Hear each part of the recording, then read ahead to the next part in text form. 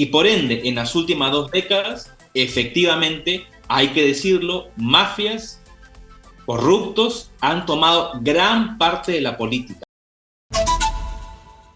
Muy buenos días, Karina. Un placer estar contigo una vez más. Muy bien, muchísimas gracias. Gracias por aceptar la entrevista. Me parece muy atinada la columna y además que hace hincapié en las diferencias que hemos, yo creo, intensificado, pero ya con ferocidad en estos últimos días. Ya parece que nos odiamos. Todo lo que éramos, la comida, Machu Picchu, el turismo, el fútbol, todo eso quedó en la nada. ¿Qué nos pasó? Para entender y llegar a la salida, ¿qué nos pasó? Bueno, ¿qué nos pasó? Que la palabra entrampados tiene varios significados, que es lo que pongo en el artículo, y uno de ellos es el engaño, ¿no? Y cuando uno mira las últimas 2 décadas, Karina, nos engañamos en que solamente con crecimiento económico y reducción de pobreza íbamos a construir una nación de ciudadanos y ciudadanas iguales, con vida digna. A la clase política, a la clase empresarial, a los ciudadanos, cada peruano caímos en esa trampa de seguir construyendo las reformas y el encuentro entre peruanos. Y por eso, del 2016, la elección Kuczynski-Fujimori, y sobre todo la elección Castillo-Fujimori, con el terrible gobierno de Castillo, con un Congreso cada vez peor y entrampado, hemos llegado, ojalá que hayamos llegado a fondo. Yo creo que incluso podemos llegar más profundo en este abismo, porque caímos en la trampa en pensar que nuestro desarrollo es equiparable al crecimiento y no construimos una nación de iguales, y por ende ahora cada quien tiene su verdad, cada quien tiene su postura, y si tú piensas ligeramente distinto a mí, te califico, te insulto, te pongo una categoría, y estamos realmente en una situación muy difícil, y la clase política que debería demostrarnos los valores republicanos de respeto, empatía, consenso, pues están haciendo justamente sacando lo peor de nuestra sociedad. Así es. Es difícil, pero esto no es culpa de una o dos personas, Karina, esto es culpa de cada uno de nosotros, que ha permitido por décadas llegar a esta profundidad de la vida. Así es, esto tiene muchísimo tiempo, era como una especie de olla de presión, pero no puedo yo dejar de pensar y darle vueltas, y no sé usted cómo lo interpreta, que por más que hayan pedidos postergados y además diferencias que no se debieron dar, un crecimiento por un lado que no llegó a todos los peruanos y es innegable, hay asusadores profesionales detrás de esto. No puede haber una ceguera de parte de algunos sectores de decir, todos se levantaron al mismo tiempo. Las marchas son autoconvocadas, cuando vemos que todos se dirigen por un mismo lugar, todos salen hacia una misma dirección, cuando ya hay de la Policía Nacional detenidos por financiamiento. Entonces, esto es parte de lo que ya habíamos visto en nuestra historia de aprovechar el caldo de cultivo. Mira, lo dices muy bien, Karina, y en este mundo de extremos, donde cada quien tiene su posición, somos incapaces de reconocer los grises en esta crisis. O es blanco o es negro, o apoyo totalmente o rechazo totalmente. Ayer puse un tuit bien simple y creo que recoge el gran sentido de la ciudadanía. ¿Apoyamos las protestas legítimas de los ciudadanos? Sí. ¿Rechazamos a los vándalos, a los violentistas que quieren llevarnos a una situación radical? Lo rechazamos. ¿Apoyamos a la policía que intenta poner orden, que se esfuerza, que nos trata de proteger? Apoyamos. ¿Rechazamos los malos elementos donde hay claras evidencias de violación de derechos humanos? Rechazamos. Es posible poder tener un análisis sin sesgos, sin ideología, señalando lo que apoyamos y señalando lo que rechazamos. Y ese es el diálogo que tenemos que comenzar a entrar para esclarecer lo que ha pasado y no seguir peleándonos por lo que pasa, sino tratando de solucionar y salir de esta crisis, mucha crisis de la narrativa que cada líder y persona tiene. Uno puede apoyar y rechazar a la misma vez las cosas buenas que pasan y las cosas malas que pasan. No, en este contexto no se puede. En este contexto, si es que haces eso, simplemente estás en contra del otro. Y eso es, hay que comenzar a desterrarlo. Yo siempre he dicho que las redes sociales es un micromundo. Hay otro mundo en la realidad que está pensando en otra cosa, ¿no? Pero las redes sociales lo que sí es un amplificador. Hay mucha gente que se informa por las redes sociales. Entonces no puedes dejar pasar esas cosas en las redes sociales así nada más, porque hay gente que se la cree. Entonces cuando tú te pones en un extremo y llegas a mentir descaradamente en las redes sociales, entonces hay 1, 2, 3, 100,000, 1,000,000 que se está informando con fake. Entonces, por eso es que estamos viendo, no sé si es el mismo análisis que usted tiene, que la polarización de las redes sociales de un momento a otro saltó a la realidad y de un momento a otro saltó a las calles y de un momento a otro está en el centro de Lima entre dos bandos, ¿no? Entre la Policía Nacional y, no quiero decir los manifestantes, sino los vándalos. De acuerdo. ¿O no? No, eso, Karina, pasa a nivel mundial. O sea, así como antes los golpes militares eran la principal amenaza a las democracias, y en algunos países lo sigue siendo, hoy el fake news, la posverdad, las mentiras utilizando noticias falsas sin evidencia es la gran amenaza a la democracia. Y hay que decirlo que los dos extremos, la extrema derecha, la extrema izquierda, con fines individuales, mercantilistas, corruptos, y son líderes que están en cargos públicos, utilizan las mentiras para engañar a sus pequeños seguidores. Porque hay que decir algo, Karina, en la Coalición Ciudadana propusimos un grupo de reformas que nosotros propusimos, Karina, desde julio, el adelanto y las reformas.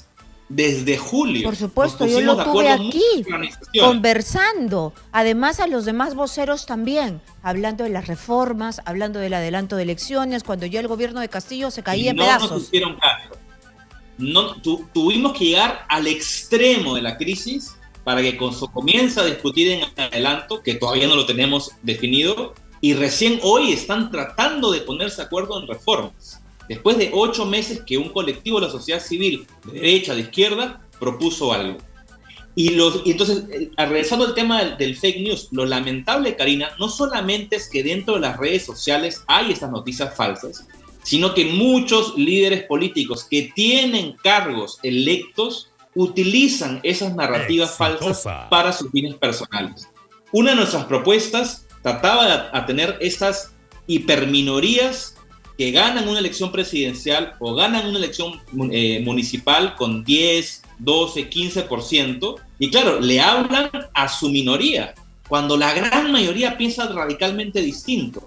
Por eso es importante comenzar a levantar voces más centristas. Los que estamos en el centro no somos tibios. Los que estamos en el centro podemos ser de izquierda, progresista, de derecha, liberal, pero tenemos una actitud de diálogo, una actitud de escucha.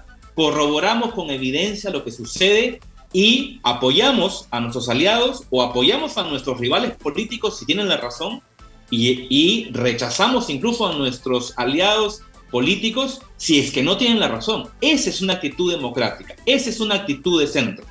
Aquí hay un párrafo que a mí me gustaría leer porque este es un problema de fondo, ¿no? El Perú se metió en un atolladero repleto de combis asesinas, universidades bambas, mineras informales, taladores ilegales, mercantilistas corruptos, narcotraficantes y un gran etcétera. La institucionalidad es una excepción. La ilegalidad y la informalidad han capturado importantes sectores de la política y han ganado terreno en la narrativa nacional. Es lo que usted pone en su columna. ¿Esto es lo que nos está pasando factura en este instante? después del gobierno de transición de Valentín Paniagua y la asunción al poder de Alejandro Toledo, se prometió el inicio de una democracia plena en el Perú. Y esa promesa no fue cumplida, ni por los políticos, ni los ciudadanos nos hicimos de la misma carga, de la misma obsesión que tuvimos por el crecimiento económico, no pusimos esa convicción en crear institucionalidad. Y por ende, en las últimas 2 décadas, efectivamente, hay que decirlo, mafias, corruptos han tomado gran parte de la política. La política, por definición, la política es el bien común. Cuando nace la palabra política en Grecia, es en contraposición a los idióticos. Los idióticos solo les interesa el bien privado, el bien individual. Lo que tenemos hoy es que la política como bien común ha sido tomada por los idióticos, por ver sus intereses personales, mercantilistas, corruptos. Y por eso estamos hoy en todo lo que hemos sembrado por 2 décadas, hoy lo vemos en su peor expresión. Entonces, por eso tenemos que los ciudadanos recuperar la política. Esto quiere decir que cuando vemos que se pisotea la institucionalidad, cuando han salido elegidos los congresistas con una constitución que respetaron, juraron, dijeron, sí, yo juro el cargo por esta constitución y no la quieren respetar, es motivo o es el desenlace de toda esta seguidilla de cosas que usted ha narrado en su columna de opinión. Es decir, estamos en la cultura combi. Y la política es una de las principales columnas vertebrales de esta cultura combi en la que se ha vuelto el Perú. Sí, y lo lamentable es que la política está capturada por estos poderes ilegales, informales. Los pocos intentos de política decente son automáticamente categorizados, insultados y negados por estas mafias. Y también hay que reconocer nuestra responsabilidad como ciudadanos, porque pensamos en un momento, tuvimos la ilusión que un buen presidente de derecha o de izquierda, un buen primer ministro, un buen ministro de Economía, un buen gabinete podía gobernar el país. Nuestro país solo se gobierna con buenos partidos políticos, con docenas, centenas de ciudadanos decentes y preparados para gobernar el complejísimo país que tenemos por delante. Por favor, y eso es lo que tenemos que recuperar. Y nos va a tomar mucho tiempo. No quiero dejar con las ideas a medias, así que regresamos con usted, por favor, me tengo que ir a una pausa comercial, no se muevan. Estamos nosotros en comunicación vía Zoom con Álvaro Hensler, él representa al colectivo Coalición Ciudadana. Como ustedes saben, hace mucho tiempo ellos presentaron una iniciativa de reformas constitucionales, que era precisamente para el adelanto de elecciones en julio del año pasado, cuando el gobierno de Pedro Castillo no daba para más. Para terminar esta conversación, no quería dejarla inconclusa sin hablar precisamente de la responsabilidad que tenemos todos. Los periodistas sabemos de nuestra responsabilidad y todos, derecha, izquierda, todos, dicen y repiten una y otra vez, prensa basura, que no estamos a la altura. De hecho, que hay muchos periodistas que no están a la altura, por supuesto, pero no estamos para caerle bien a nadie. Al menos yo no pretendo caerle bien a nadie, porque cuando uno investiga, cuando uno hace preguntas incómodas, le debe fastidiar a todos. Así que yo ahí no tengo ningún reproche para nadie. Pero, ¿quién tiene, o desde los ciudadanos, qué tienen que hacer para también poner de su parte? Porque no podemos decir que lo haga el resto. Karina, te agradezco por la reflexión, porque lo que estamos viviendo hoy en el país es buscar culpables. Y buscar culpables al que está en la acera del frente, que no lo veo como un compatriota, sino lo veo como un enemigo.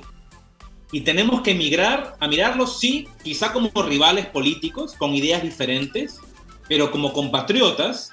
Y segundo, mirándonos a nosotros mismos para ver cómo nosotros estamos contribuyendo con la crisis.